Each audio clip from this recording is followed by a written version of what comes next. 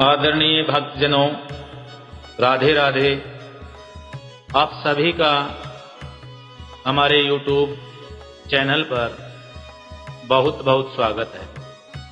प्रिय भक्तों, आज हम इस वीडियो में कार्तिक मास महात्म्य का पहला अध्याय सुनेंगे, जिसे सुनाने से भगवान श्री हरि की कृपा से पापों का नाश होता है, वैकुंठ लोक की प्राप्ति होती है।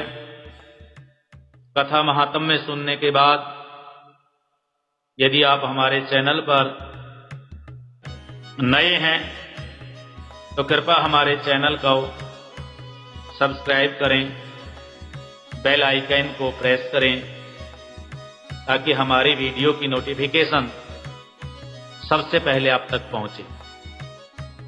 वीडियो को शेयर व लाइक भी जरूर करें। प्रिय भक्तों, कार्तिक मास भगवान श्री हरि का प्रिय मास है।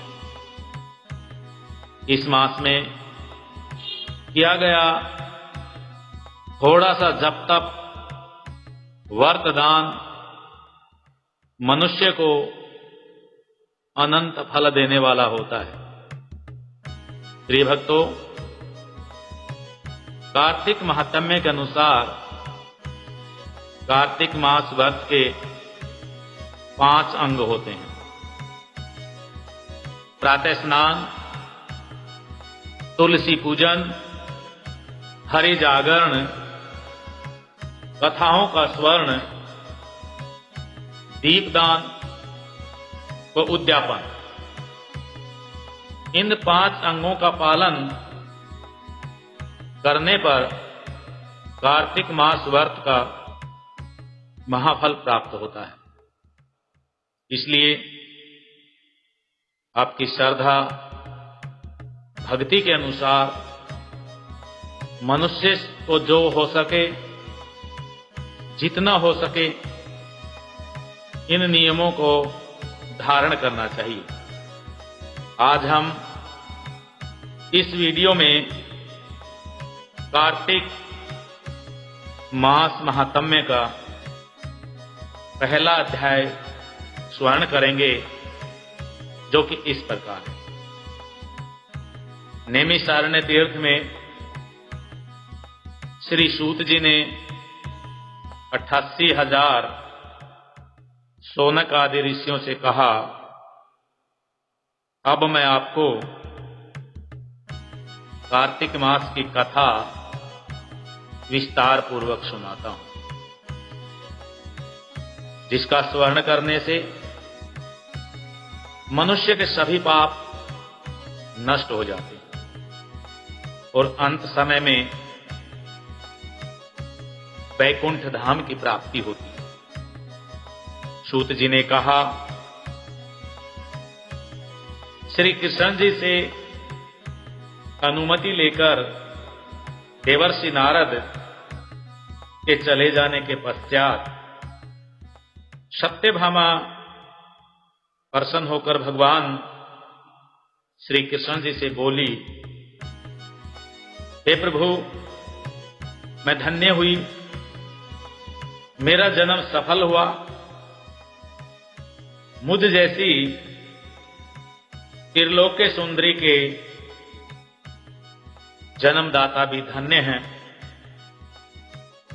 जो आपकी 16,000 रानियों के बीच में आपकी परम प्यारी पत्नी बनी। मैंने आपके साथ नारद जी को वह कल्प वृक्ष विधि पूर्वक दान में दिया, परंतु वही कल्प वृक्ष मेरे घर में लहराया करता है।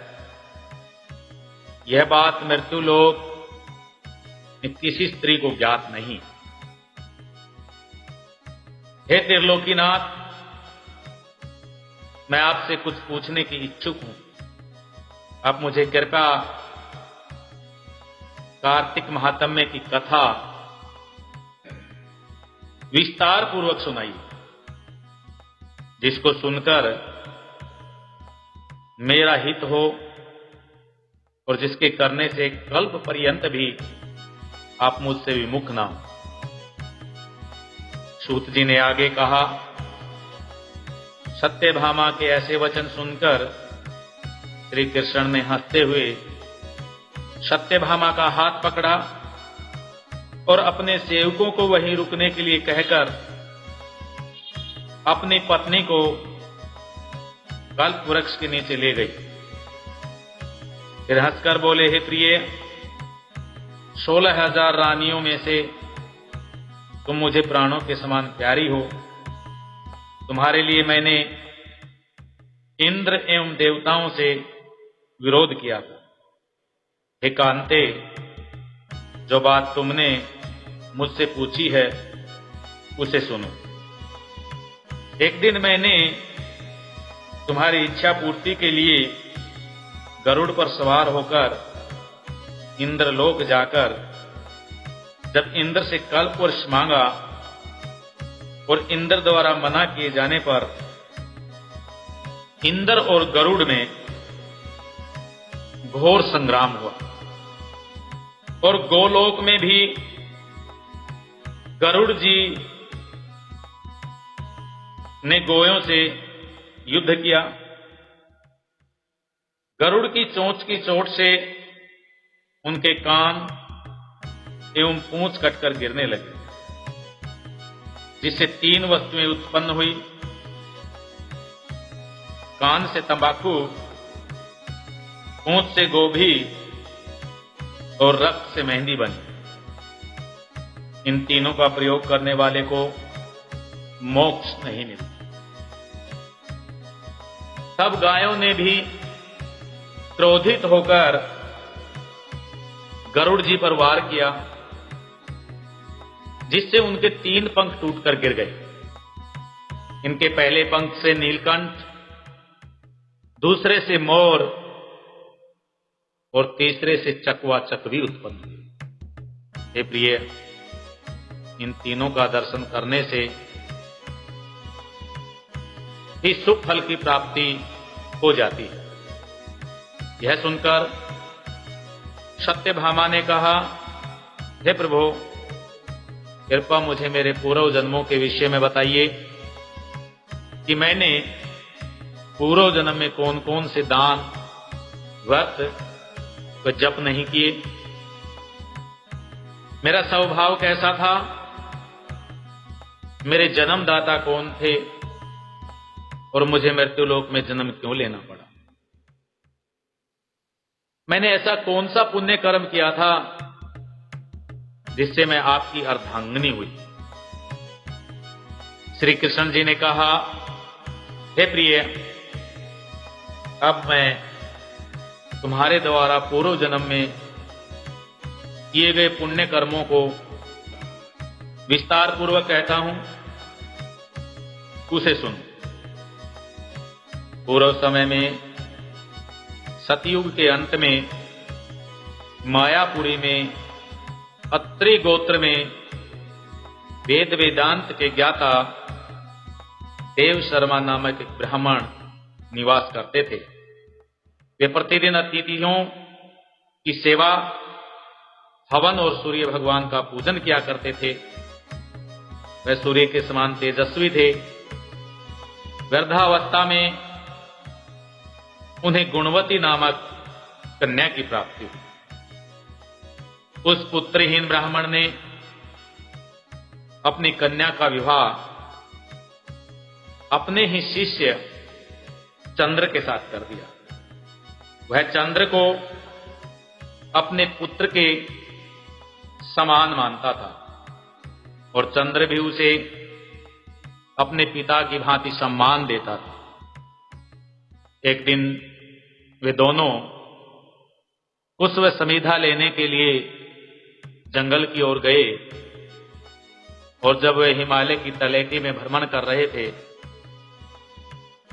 तब उन्हें एक राक्षस आता हुआ दिखा। उस राक्षस को देखकर भय के कारण उनके अंग शिथिल होने लगे और वे वहां से भागने में भी अपने आप को असमर्थ समझने लगे। तभी उस काल के समान विकराल राक्षस ने दोनों को मार डाला।